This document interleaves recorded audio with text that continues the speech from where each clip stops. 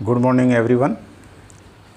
BSc third year के first paper animal physiology के अंदर हम ब्लड कंपोजिशन और उसके फंक्शन के बारे में अध्ययन कर रहे थे। तो पहला वीडियो तो मैंने आरबीसी के संबंध में डाल दिया है। अब ये अपना दूसरा वीडियो है और इस दूसरे वीडियो में हम डब्ल्यूबीसी के बारे में पढ़ने जा रहे हैं।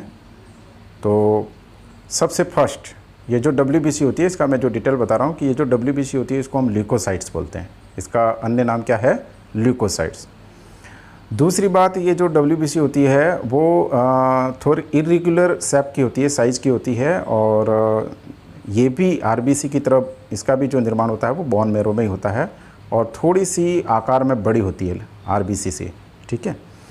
इसके बाद में डब्ल्यूबीसी में हीमोग्लोबिन नहीं होता है और इस वजह से डब्ल्यूबीसी जो होती है वो वाइट कलर की होती है। जैसा कि हमने पहले आरबीसी वाले टॉपिक में पढ़ा था कि इसमें हीमोग्लोबिन पाया जाता है, इसीलिए ब्लड का कलर जो होता है वो लाल होता है, लेकिन डब्ल्यूबीसी में हीमोग्लोबिन नहीं होता। एक चीज़ हमने आरबीसी में पढ़ी थी कि आरबीसी में न्यूक्लियस नहीं होता है, लेकिन डब्ल्यूबीसी में न्यूक्लियस यानी केंद्रक पाया जाता है। तो फर्स्ट बात ये होगी कि डब्ल्यूबीसी को हम ल्यूकोसाइट्स कहते हैं। सेकंड बात ये होगी कि आरबीसी से थोड़ा साइज़ में बड़ी होती है, निर्माण वहीं बोन मैरो में ही होगा। इसके बाद हीमोग्लोबिन इसमें नहीं पाया जाता है, इसलिए कलर में वाइट होती है, जबकि आरबीसी में हीमोग्लोबिन पाया जाता है, इसी वजह से ब्लड जो होता है वो लाल रंग का दिखता है। इसके बाद कि आरबीसी जो होती है इसमें न्यूक्लियस और दूसरे जो कोशिकांग सेल ऑर्गेनल्स जो होते हैं वो नहीं पाए जाते, जबकि इसमें न्यूक्लियस पाया जाता है डब्ल्यूबीसी में। ये इंपॉर्टेंट चीज़ है। इसके बाद हम डब्ल्यूबीसी की संख्या देखें कि कितनी मात्रा में होती है ब्लड में। तो इसकी संख्या या मात्रा जो होती है वो आरबीसी से काफ़ी कम होती है। जनरली ये 5000 से 11000 के बीच में होती है, लेकिन इसको हम एप्रोप्रिएट बताएं तो 6000 से 8000 पर क्यूबिक मिलीमीटर इसकी मात्रा होती है।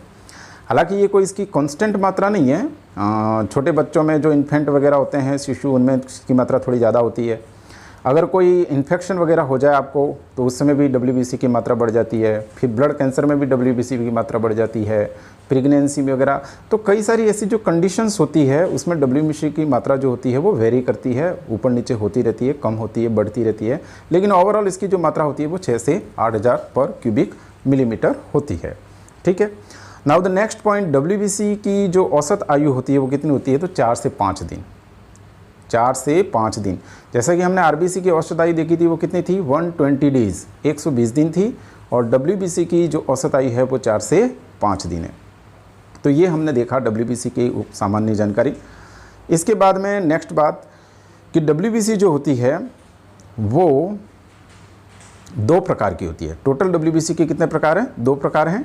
इसमें से जो पहला प्रकार है वो जिसमें छोटे छोटे कण पाए जाते हैं वो ग्रैनुलर, और दूसरा जिसमें कण नहीं पाए जाते हो वो नॉन ग्रैनुलर।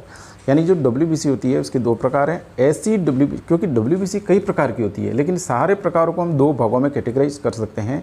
ऐसी डब्ल्यूबीसी जिसमें छोटे छोटे कण पाए जाते हो, प्लस जिसका जो केंद्रक है ऐसा 2, 3, 4 लोब्स का बना हुआ हो, खंडों का या पिंडों का बना हुआ हो, ऐसी डब्ल्यूबीसी को हम ग्रैन्युलर डब्ल्यूबीसी या ग्रैन्युलोसाइट्स बोलते हैं। और दूसरी प्रकार की डब्ल्यूबीसी है जिसके अंदर ये जो कण मैंने बताया वो कण नहीं पाए जाते हैं, ग्रैन्यूल्स नहीं पाए जाते हैं, प्रोटीन के बने हुए ग्रैन्यूल्स, ये ग्रैन्यूल्स इसमें नहीं होते। और दूसरी बात, इसका जो केंद्रक होता है वो ऐसे खंडों में या लोब्स में या पालियों में, पिंडों में बटा हुआ नहीं होता है, सतत होता है। तो ऐसी डब्ल्यूबीसी जो होती है उसको नॉन ग्रैन्युलोसाइट्स कहते हैं। तो इन दिस वे टोटल जितनी भी डब्ल्यूबीसी है इन सारी डब्ल्यूबीसी को हम 2 कैटेगरी में क्लासिफाइड करते हैं, एक ग्रैन्युलोसाइट्स और दूसरी नॉन ग्रैन्युलोसाइट्स। ग्रैन्युलोसाइट जो होती है उसके अंदर प्रोटीन के बने हुए छोटे छोटे कण पाए जाते हैं, साथ ही इसका जो केंद्रक होता है वो पॉलीमार्फिक यानी बहुपिंडकीय पॉलीलोबुलर होता है, यानी छोटे छोटे इसमें कई सारे खंड बने हुए होते हैं। जबकि नॉन ग्रैन्युलोसाइट जो होती है उसमें इस तरीके से छोटे छोटे कण भी नहीं होते, यानी ग्रैन्यूल्स नहीं होते, प्लस इसका जो केंद्रक होता है वो कंटिन्यू होता है, इस प्रकार की लोब्स में या पिंडों में बटा हुआ नहीं होता है। अब ये जो ग्रैन्युलोसाइट्स और नॉन ग्रैन्युलोसाइट्स यानी ग्रैन्युलर वाइट ब्लड सेल्स और non granular white blood sales जो होती है वो आगे और भागों में बटी हुई रहती है, तो उनको हम अब देखते हैं। तो सबसे देखो यहाँ पर चित्र में बता रहा हूँ मैं कि हमारे टोटल जो ब्लड होता है उसमें कौन कौन से कण होते हैं? 3 प्रकार के कण होते हैं। फर्स्ट आरबीसी जिसको इरिथ्रोसाइट्स कहते हैं, दूसरा प्लेटलेट्स, और तीसरा WBC। अब WBC के अंदर दो प्रकार, एक ग्रेनुलोसाइट्स और दूसरी नॉन ग्रेनुलोसाइट्स, ये दो प्रकार हो गए।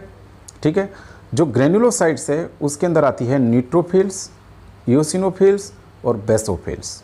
देखिए आप इसके जो केंद्रक है वो पिंडों में बटे हुए हैं, ये देखिए इस तरीके से ये पिंडों में बटे हुए हैं। और जो नॉन ग्रेनुलोसाइट्स है उसमें आती है आपके ये मोनोसाइट्स और लिम्फोसाइट्स। और ये मोनोसाइट्स ही आगे जा कर के फिर और मतलब वर्गीकृत हो जाती है, डेराइव्ड हो जाती है और उसको बोलते हैं मैक्रोफेज। ठीक है, तो आपको ये डायग्राम में दिख रहा होगा कि जो हमारे ग्रेनुलोसाइट्स है उस ग्रेनुलोसाइट्स के कितने प्रकार हैं, 3 प्रकार। ग्रेनुलोसाइट्स के कितने प्रकार बताए मैंने, 3। फर्स्ट न्यूट्रोफिल्स, सेकंड ये फर्स्ट प्रकार हो गया न्यूट्रोफिल्स, सेकंड प्रकार है आपका इओसिनोफिल्स और थर्ड प्रकार है आपका बेसोफिल्स। ठीक है, ये 3 प्रकार हैं। इसमें से हम फर्स्ट प्रकार देखते हैं आपका न्यूट्रोफिल्स।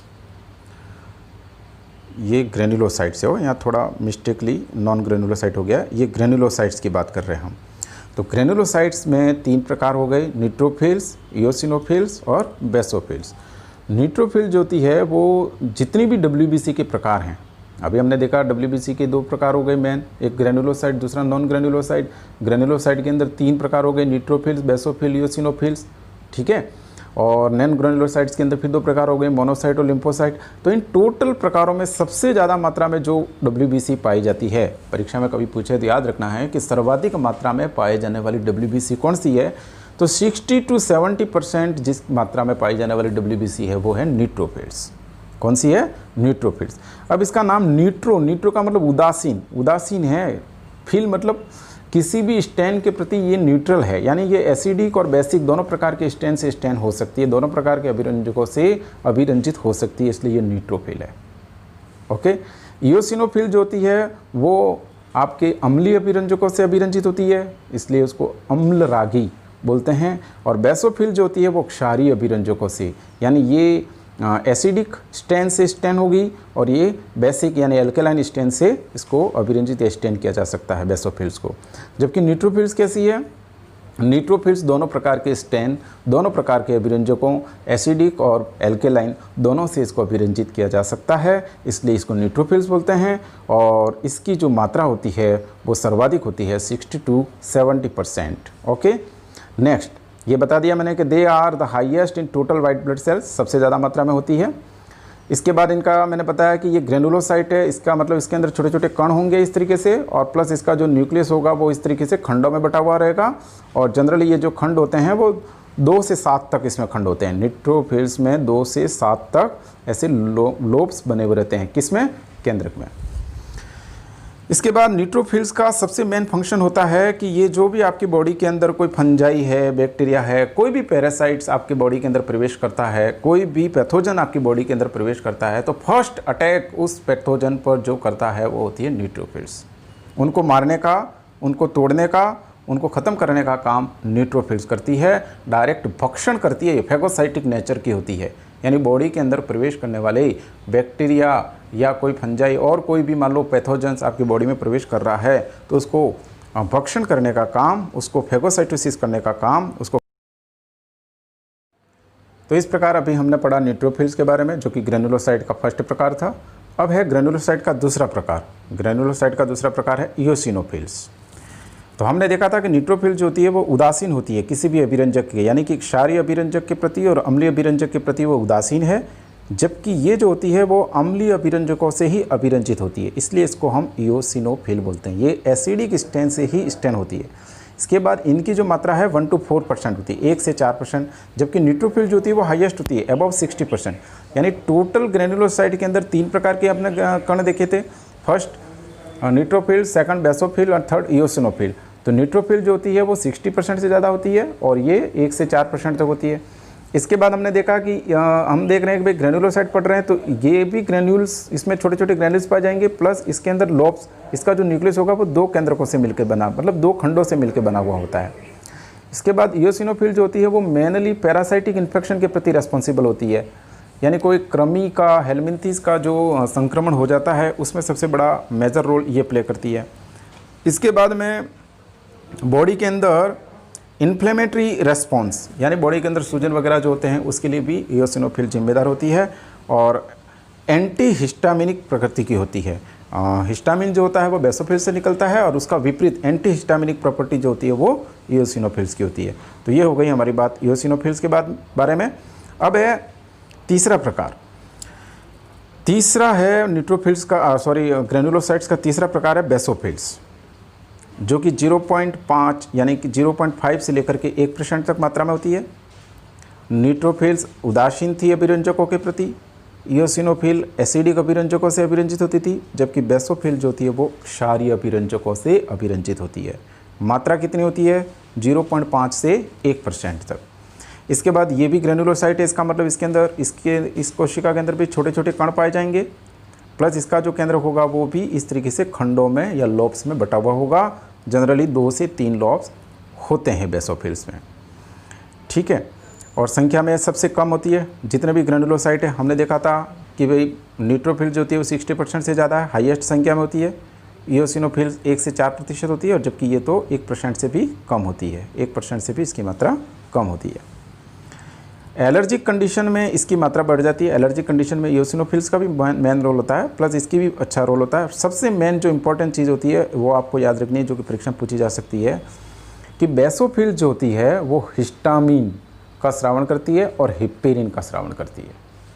हिस्टामिन बेसोफिल के जैसी एक कोशिका और होती है जो टिश्यूज़ में पाई जाती है, मास्ट सेल बोलते हैं, उससे भी निकलता है, ठीक है, जो कि हिस्टामिन बेसोफिल से भी निकलता है और मास्ट सेल से भी निकलता है। और हिपेरिन ये एंटी कोगुलेटिंग एजेंट होता है, यानी कि रक्त का थक्का जमने से रोकने वाला पदार्थ है। तो रक्त का थक्का बनने से रोकने वाले पदार्थ यानी कि आपका जो रक्त है